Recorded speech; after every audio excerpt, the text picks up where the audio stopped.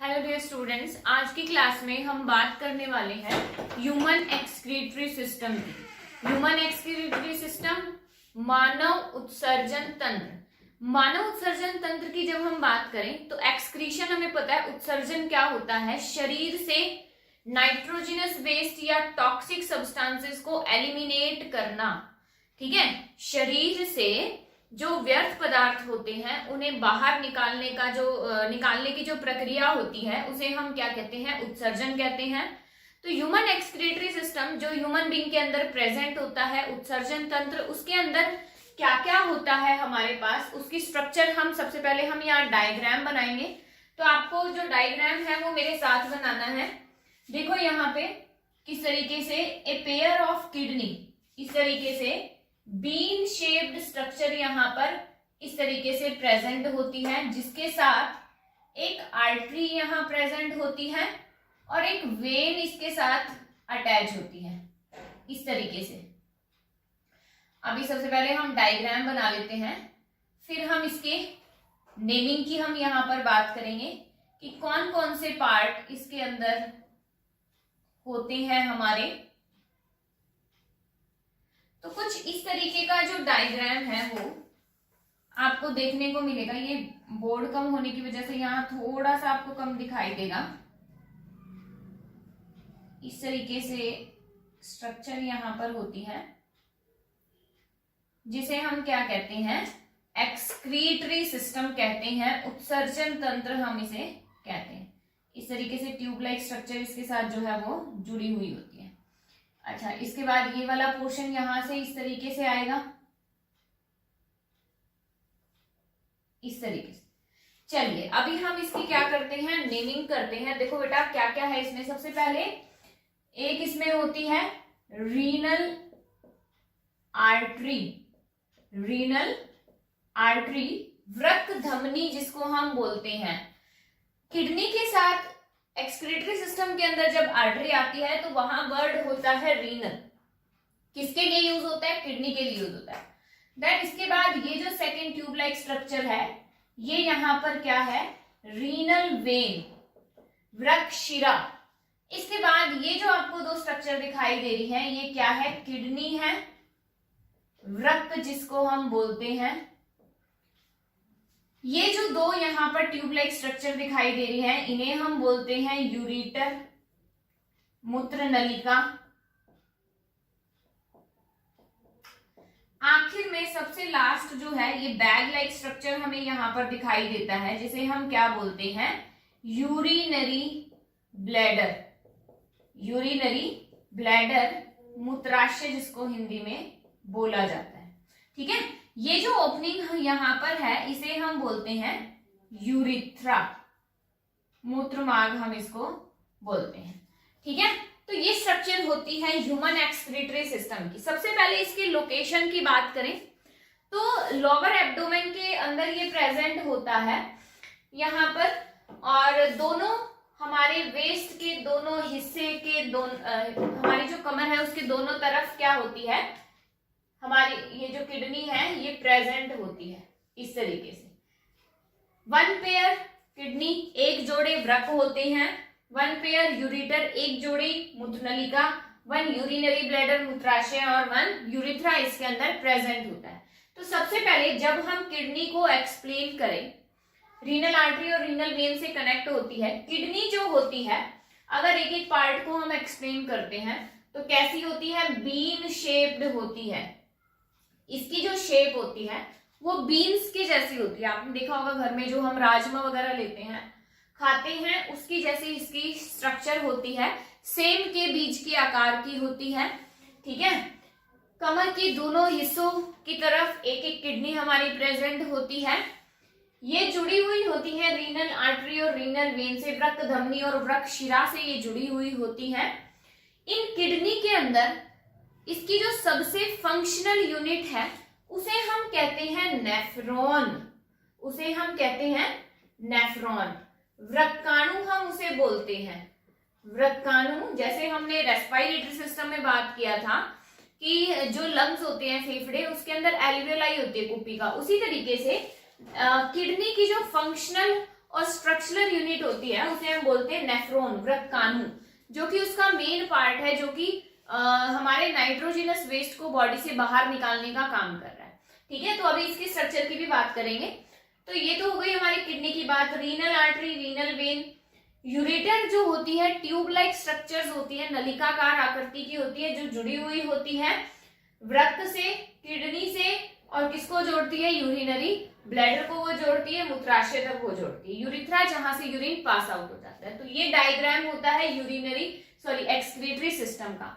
इसमें देखो क्या होता क्या है, जो नाइट्रोजिनस वेस्ट की हम बात करते हैं, नाइट्रोजिनस वेस्ट हमारी बॉडी के अंदर क्या क्या होता है, स्पेशली यूरिया होता है, कुछ सॉल्ट्स होते हैं, लवण होते हैं, यूरिया को हिंदी में यूरिया ही बोलते हैं, यूरिया है, लवण है, और कुछ एक्सेस अमाउंट में वाटर, जो जल की जो अधिक मात्रा होती है वो यूरिन के फॉर्म में, मूत्र के रूप में शरीर से बाहर निकलती है। ठीक है, तो वो निकलती कैसे है, वो जो नाइट्रोजनस वेस्ट है, जो विषैले पदार्थ हैं, वो कहाँ से प्यूरिफाई किए जा रहे हैं, कहाँ से हमारी बॉडी में से निकाले जा रहे हैं, ब्लड में से।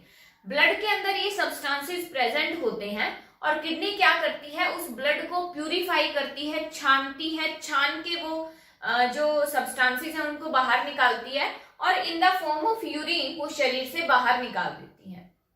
ठीक है, तो ये जो प्रोसीजर है ये कैसा होता है कि ये जितने भी सब्सटेंसेस हैं ये सारे एक्सक्रीट किए जाते हैं या ब्लड में से प्यूरिफाई किए जाते हैं इस किडनी के अंदर। देन इस किडनी में से वो यूरिन के फॉर्म में यूरेटर में आते हैं, यूरेटर से यूरिनरी ब्लैडर के अंदर वो इकट्ठे हो जाते हैं, मूत्राशय में इकट्ठे होते हैं और फिर यूरिथ्रा से वो बॉडी से यूरिन की फॉर्म में, मूत्र के रूप में बाहर निकल जाते हैं। ठीक है, तो ये जो प्रोसेस किडनी के अंदर होता है ये होता कैसे है, उसके लिए हमें नेफ्रॉन को समझना पड़ेगा, व्रतकाणु को समझना पड़ेगा। तो चलिए देखते हैं नेफ्रॉन का जो डायग्राम है वो कैसा होता है। अगर हम एक किडनी की बात करें तो किडनी के अंदर near about 10 lakh nephron present होते हैं। व्रतकाणु की बात करें तो 10 लाख व्रतकाणु किडनी के, एक किडनी के अंदर, इन ईच किडनी वो प्रेजेंट होते हैं, उनका नंबर जो है वो इतना ज्यादा होता है।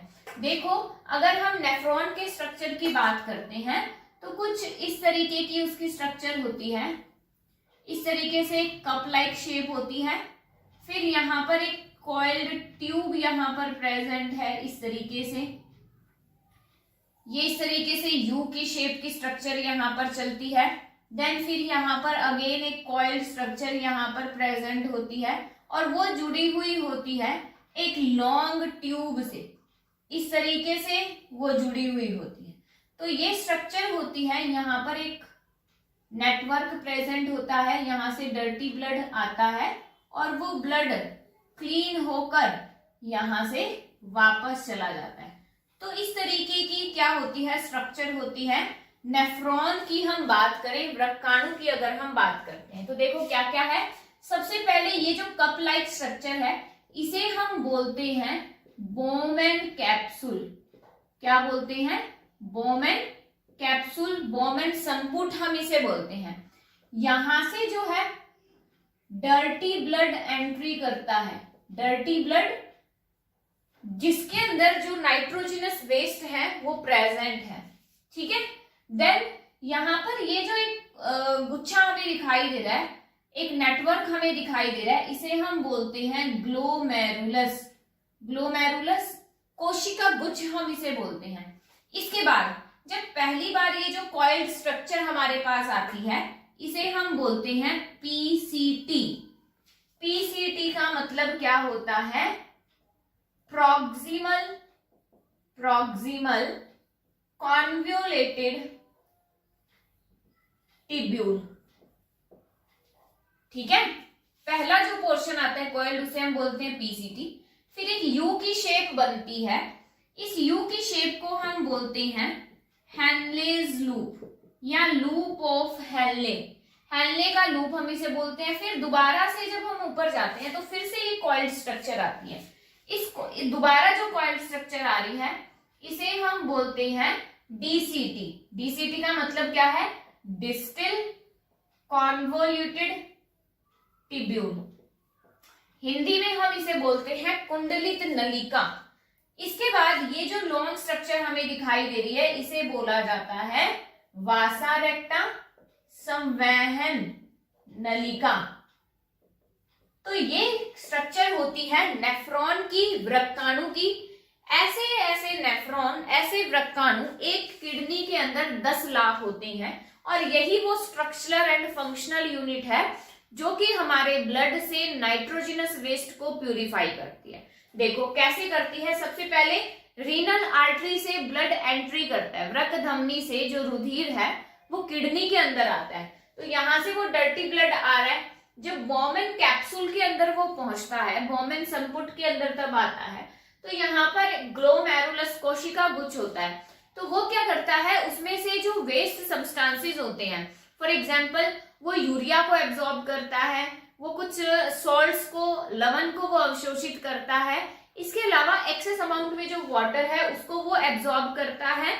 इसके अलावा हम बात करें उसको तो वो क्या करता है, जब वो डर्टी ब्लड के अंदर ये इतने सब कुछ आ रहा है तो उसमें से वो क्या करता है, कुछ ऐसी चीजें जो कि एब्जॉर्बल फॉर्म में होती है, जैसे ग्लूकोज हो गया कि हमारी बॉडी अभी भी उसको क्या कर सकती है, रीएब्जॉर्ब कर सकती है। ग्लूकोज हो गया या मैंने कहा यूरिया है, लवण है, सॉल्ट्स हैं, एक्सेस अमाउंट में वाटर है, वो उसको एब्जॉर्ब कर लेता है। ब्लड को वो क्लीन कर देता है। क्लीन ब्लड जो होता है वो वापस यहाँ से बॉडी के अंदर चला जाता है। क्लीन ब्लड जो है वो यहां से निकलता है और रीनल वेन की हेल्प से वो बॉडी के अंदर चला जाता है। तो रीनल आर्टरी से डर्टी ब्लड आया, रीनल वेन से क्लीन ब्लड वापस चला गया। अब वो जो डर्टी ब्लड आया उसमें से जो नाइट्रोजनस वेस्ट को एब्जॉर्ब किया गया है ग्लोमेरुलस के द्वारा, कोशिका गुच्छ के द्वारा, वो यहां से एंट्री करता है बोमेन कैप्सूल से। अब वो किसके अंदर आ रहा है, यहाँ पर पीसीटी के अंदर आ रहा है, प्रॉक्सिमल कॉन्वोल्यूटेड ट्यूब्यूल। कुंडलित नलिका क्या करती है, उसमें जो कुछ ऐसे लवण या कुछ ऐसे पदार्थ हैं जिनको दोबारा से अवशोषित किया जा सकता है उनको वो अवशोषित करती है। अवशोषित करने के बाद वो जो नेफ्रिक फिल्ट्रेट निकलता जा रहा है वो हेनले लूप में से होता हुआ डीसीटी पे आता है। डीसीटी भी उसमें से कुछ एक्सेस अमाउंट का जो वाटर है उसको एब्जॉर्ब करती है और भेज देती है वासा रेक्टा में। वासा रेक्टा उस नेफ्रिक फिल्ट्रेट को यूरिन की फॉर्म में, मूत्र के रूप में क्या करती है, संवहन नलिका उसे किडनी में भेजती है, वृक्क में भेजती है।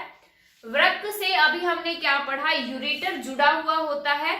यूरेटर की सहायता से, मूत्र नलिका की सहायता से वो यूरिनरी ब्लैडर में जाता है, मूत्राशय में इकट्ठा होता है और जब वो कंप्लीटली फिल हो जाता है तो हम in the form of urine, मूत्र के रूप में उसे शरीर से बाहर निकाल देते हैं। दोबारा से देखते हैं इसकी वर्किंग एक बार। सबसे पहले क्या हुआ, रीनल आर्टरी से डर्टी ब्लड किडनी के अंदर आता है, वृक्क के अंदर आता है।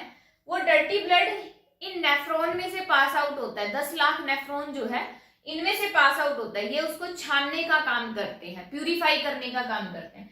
तो ये उसमें से क्या करेगा, जो विषैले पदार्थ उसके अंदर उपस्थित है, टॉक्सिक सब्सटेंस है, उसको वो उसमें से एलिमिनेट कर लेगा, एक्सक्रीट कर लेगा, उसमें से बाहर निकाल देगा और क्लीन ब्लड को यहां से रीनल वेन से हमारी बॉडी में वापस भेज देता है। अब वो जो पदार्थ उसने निकाले हैं वो धीरे धीरे इसमें से पास होते जाते हैं। इसमें से जब वो पास होते हैं तो उसके अंदर कुछ ऐसे पदार्थ जिसको अभी भी हमारा शरीर जो है अवशोषित कर सकता है, उन्हें दोबारा से अवशोषित कर लिया जाता है और बाकी का जो बचा हुआ नेफ्रिक फिल्ट्रेट है उसे in the form of urine kidney में भेज दिया जाता है। किडनी से, वृक्क से यूरेटर, मूत्र नलिका, मूत्राशय में इकट्ठा और वहां से शरीर से बाहर निकल गया। तो इस तरीके से ह्यूमन एक्सक्रीटरी सिस्टम, मानव उत्सर्जन जो है तंत्र जो है वो कार्य करता है।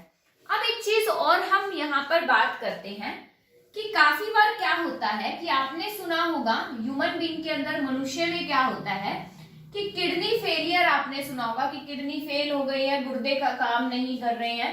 तो उस टाइम पर क्या होता है, अगर हमारी बॉडी के अंदर किडनी जो है, एक्सक्रीटरी सिस्टम जो है, अगर वो वर्क ना करे तो ये जो टॉक्सिक सब्सटेंसेस हैं ये हमारी बॉडी के अंदर इकट्ठे होने शुरू हो जाते हैं, जमा होने शुरू हो जाते हैं, जिसका एक कारण होता है कि किडनी क्या हो जाती है, फेल हो जाती है या अदर बहुत सारे डिजीज हमें कॉज हो जाते हैं।